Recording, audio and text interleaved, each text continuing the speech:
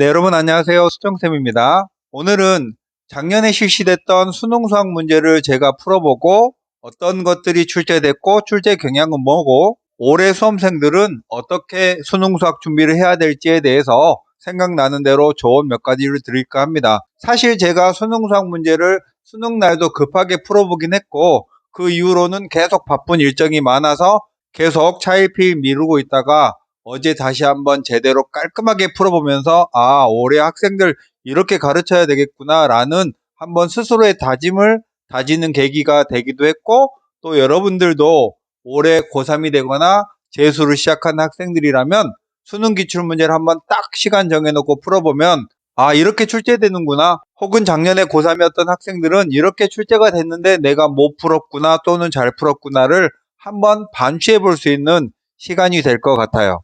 그리고 앞으로는 이제 수능 공부를 어떻게 할 것인지에 대한 얘기를 몇 번 드릴까 하는데요. 일단 2026학년도 수능 준비를 하는 학생이라면 공부해야 될 1순위 교재는 당연히 최근 3개년 정도 수능 기출문제하고 6월, 9월 평가원 기출문제를 일단 여러분이 수능 준비가 되었다면 이렇게 최근 문제들을 풀어보면서 경향을 파악하는 게 제일 1번이고요.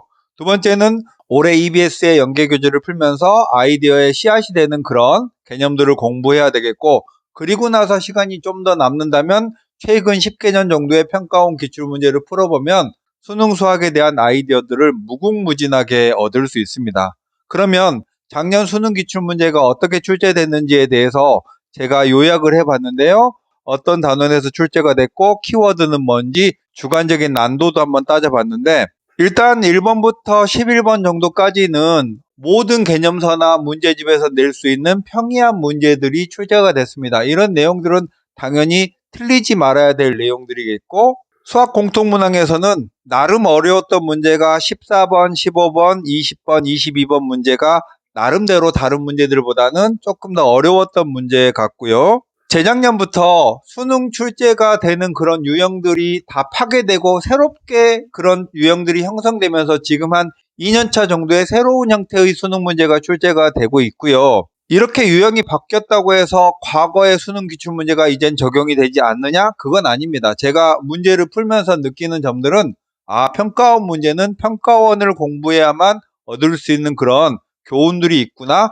예를 들면 12번 같은 경우에는 수열의 합과 일반항과의 문제인데요. 이 문제는 꼭 수능이 아니더라도 평가원 문제에서는 한 해 걸러 한 번씩 출제가 됩니다. 그러니까 과거에 이런 것과 유사한 문제들을 풀어보면서 합과 일반항과의 관계는 이렇게 정리해내는구나, 이런 것들을 알아둬야 되겠고, 13번 문제 같은 경우에는 넓이 문제인데요. 여러분들이 정적분에서 넓이를 정의할 때 어떻게 두 함수를 빼는지, 절대값으로 무조건 쓸 게 아니라 이런 것들을 정밀하게 정의해 놓는다면 이건 되게 간단한 문제지만 그렇지 않고 대충 문제풀이 위주로 기계적인 계산을 했던 학생들이 수능날 더 잘하려고 이 문제를 쳐다보면 매우 어려울 수도 있는 문제입니다. 그리고 14번 문제 같은 경우에는 삼각함수의 원과 관련된 활용 문제는 거의 매년 얘도 단골로 내는 문제죠. 근데 결국 이런 문제들은 사인 법칙, 코사인 제이 법칙, 원의 성질, 원주각, 중심각의 성질, 이런 것 등등을 가지고 조합해서 푸는 문제인데, 이 문제 역시 꽤나 어려운 문제였음에도 불구하고 최고 난도의 문제는 아니었어요. 이런 문제들을 이미 출제한 것들이 많이 있으니까 그런 기출문제들 안에서 곱씹을 수 있는 개념들을 찾아서 정밀한 연습을 하면 좋겠고, 15번에 미분 가능하게 함수를 연결하는 조건들은 수능에서 언제나 많이 내는 거죠. 수능의 최대 테마라고 하면은 미분 가능성하고 접선이잖아요. 그렇게 2차 함수하고 3차 함수를 연결시키면서 이제 평행 이동한 그래프의 실근이 중복되는 걸 어떻게 걸러낼 거냐, 요거는 수식으로 문제를 푸는 게 아니라 제시문에 맞는 그래프가 어떻게 형성될 거냐, 요런 충분한 추론 과정을 통해서 모든 결론이 지어지면 이제 수식 계산으로 마무리만 하는 그런 형태의 문제고요.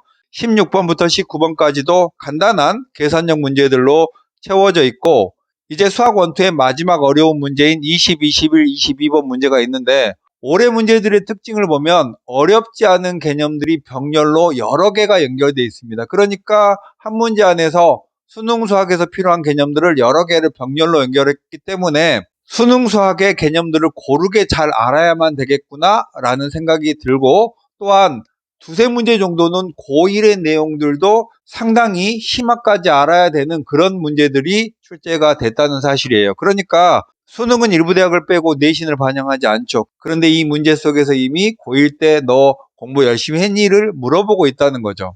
그 다음에 21번 같은 경우도 아이디어가 돋보이는 문제인데, 평가원은 평가원만의 그런 향기가 있어요. 분모가 0이 되는 그런 극한의 순간에 분자도 동시에 0이 되어야 한다는 이런 사항들을 캐치할 수 있는 능력이 있어야, 그것만 해결되고 나면 나머지는 이제 계산을 어떻게 할 거냐의 문제만 남은 거고, 마지막 22번은 2, 3년 정도 동안 15번에서 출제되던 점화식 문제를 이제는 수학 공통 과목의 마지막인 22번 문제에다가 배치를 했어요. 종전에는 여기에 보통 수투의 미적분 관련한 결합형 문제가 출제되던 단원인데, 이제는 22번에 점화식에 관한 문제를 냈고, 과거 2, 3년 동안 수능에서 내던 것들을 문항을 전부 다 섞으면서, 안 낸 건 아니고요, 번호도 바꾸고 난도도 바꾸면서 약간 신선한 느낌으로 조합을 했다, 이런 생각이 들고, 다음 확률과 통계는요, 전체적으로는 좀 쉽지 않나 하는 생각이 들었습니다. 대신 기존에는 경우의 수랑 확률에서 조금 더 많이 집중해서 내고,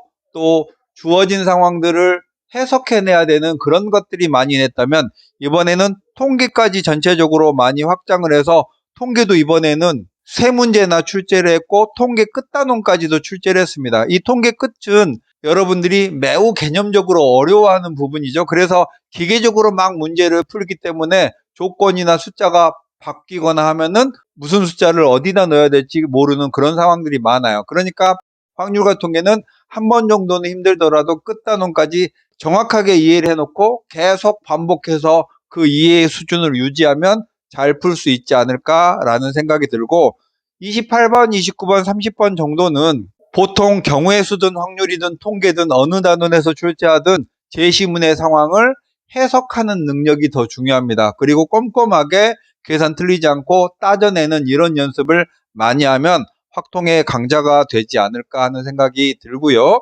그 다음 미적분은 역시 미적분이 가장 어려웠어요. 특히 26번까지는 그냥 그저 그런 문제였는데, 27번은 배점이 3점임에도 불구하고 역함수와 미분, 접선에 대한 개념들을 연속적으로 써야 되는 이런 문제여서 이거 4점 줘도 충분하겠다 이런 느낌이 들었고, 보통 이제는 30번이 가장 어려운 문제가 아니라 28번의 객관식 마지막 문제가 가장 어려운 문제죠. 여기서도 마찬가지로 새롭게 함수를 생성하는 이런 실력, 그리고 이 함수를 정적분해는 이런 적분 실력도 물어봤고요. 재작년의 시험보다는 난도가 살짝 낮아진 느낌이 있긴 하지만, 그래도 미분 적분에 관한 종합 능력을 묻는 문제니까 가장 킬러 문항이라고 할 수 있겠고, 29번은 재작년 6월 평가원부터 이제 등비급수를 도형에 활용하는 문제가 출제되지 않으면서 절대값 조건을 가지고 A와 R을 찾아가는 문제는 상당히 많이 출제가 됐습니다. 그러니까 빈출 문제라고 할 수 있겠고, 30번 문제는 제시문 전체의 비주얼은 예전에 킬러 문항이 아닌가라는 생각이 들었는데, 실제로는 천천히 제시문을 읽어가면서 조건에 맞는 함수를 찾아내면 되는 그런 정도의 수준의 문제였고, 30번보다는 저는 28번이 더 어렵지 않았나라는 생각이 들고, 전체적으로 미적분을 보는 학생이라면 수학 1, 2의 공통 과목과 미적분까지 해서 한 67문제 정도가 꽤나 까다로운 문제가 배치돼서 여러분이 시간을 많이 소모했을 그런 문제들이라고 판단이 됩니다. 그러면 2026학년도 수능 수학은 어떻게 준비하는 게 좋을까? 첫 번째, 늘 강조하는 얘기지만 정밀한 개념적 정의가 중요합니다. 여러분들이 보통 문제풀이 위주로 공부를 하는 학생은 계속 문제만 풀어요. 그러니까 아는 문제는 계속 다질 수 있지만 조금만 표현이 바뀌거나 설명이 바뀌면 바로 막히죠. 그런 문제들은 교과서에서 제시하고 있는 개념들을 완전 적확하게 이해하고 있어야 변형된 상황들을 헤쳐나갈 수 있습니다. 그런데 우리 학생들이 개념 공부를 막 하라고 하면 공식을 막 외우는 걸로 착각하는데, 개념 공부라는 건 수학적 정의에 대해서 정확하게 이해하는 거, 이런 것들이 중요하다는 거고, 그 다음에 수능 수학은 수식으로 푸는 문제와 기하학적인 그런 상상을 결합하는 문제가 있잖아요. 이번에 수학 원투나 미적분에서는 그런 함수의 기하학적인 이해 과정이나 도형에 관한 이해도 많이 등장하고 있습니다. 또 이번에는 유독 실근과 교점에 관한 물음도 많이 던졌어요. 그러니까 제시문이 설명하고 있는 문제 해결을 위한 함수의 특징들을 잘 이해하고 그걸 어떻게 수식으로 바꿀 수 있느냐, 이런 부분들이 중요했고, 비슷한 관점에서 예전에 출제됐던 킬러 문항, 정말 매운 그런 킬러 문항은 없어졌는데 이제는 중상급 문제들이 고르게 포진되어 있으면서 그런 문제들이 전부 다 기계적인 계산이 아닌 어떻게 이 함수가 형성될 수 있는지를 생각해야 되는 그런 문제들이 많이 등장했다는 거죠. 그러니까 이제는 수학을 계속 생각해 보면서 제시문에 맞는 도형 또는 함수들을 연상해내는 그런 능력들을 많이 키워야 될 것 같고, 아까 말씀드렸듯이 문제 속에서 여러 가지의 수능적 개념을 병렬로 많이 연결하고 있다. 중간에 막히면 풀 수 없도록 그렇게 하고 있고요. 제일 중요한 건 5번입니다. 수능 기출 문제는요, 작년 기출 문제는 예전에 한 3년, 4년, 많게는 10년 전에 그런 수능 기출 문제와 맥을 같이 하는 그런 문제들이 많습니다. 그러니까 여러분이 공부를 할 때는 수능 문제 안에서 여러 번 곱씹어보는 연습을 해야 될 것 같아요. 그래서 6번에서는 지금까지 제가 드린 말씀을 여러분이 장황하게 들으면 헷갈리실까봐 한 번 더 요약해 봤습니다. 이렇게 우리 수험생들은 올해 수능 준비, 수학시험 공부를 이렇게 하면 좋을 것 같다라고 생각이 되었습니다. 자, 오늘은 작년 수능에 대한 분석하고 어떻게 공부를 해나가면 좋을지에 대한 조언의 말씀 드렸습니다. 수정쌤이었습니다. 안녕.